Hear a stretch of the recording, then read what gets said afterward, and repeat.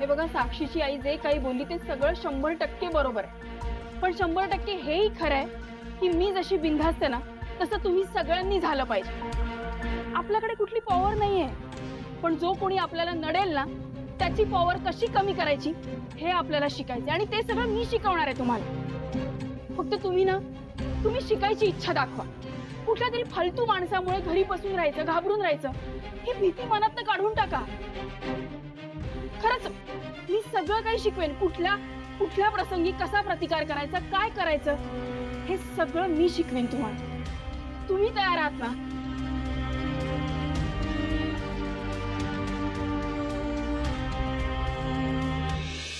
शिवा, मी तयार आहे। हो शिवा, मला पण शिकायचंय। शिवा, मला तुझ्यासारखं व्हायचंय।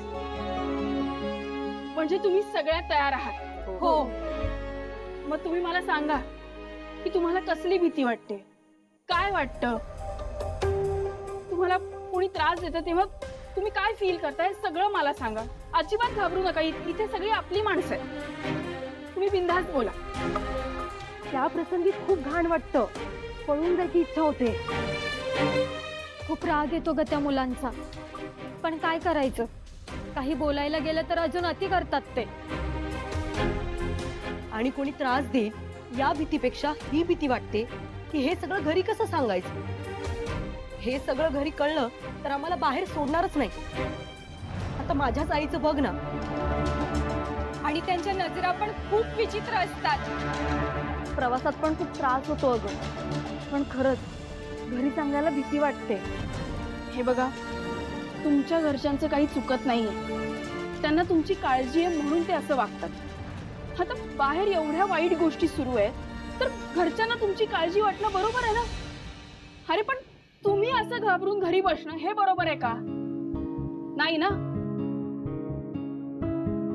हे बघा, तुम्हाला आता भिडावं लागणार। ज्या क्षणी समोरच्या माणसाचा राग येतो ना तेव्हाच त्याला तो दाखवायचा। तुम्ही काय करता की कोण काही बोलेल, काही करेल म्हणून शांत बसता, मग आजूबाजूची लोक पण लक्ष देत नाहीत। असं करून नाही चालणार। जर एखादा माणूस अंगाशी येत असेल तर तिथल्या तिथे त्याला मारायचं। तुमची पण स्वप्न आहेत, हो ना? हो।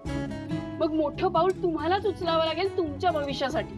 पण शिवाय यात प्रॉब्लेम हा आहे की आम्हाला तुझ्यासारखी फाईट नाही करता येत ग। अगं, प्रतिकार करायला फक्त मारामारी करावी लागते असं नाही आहे।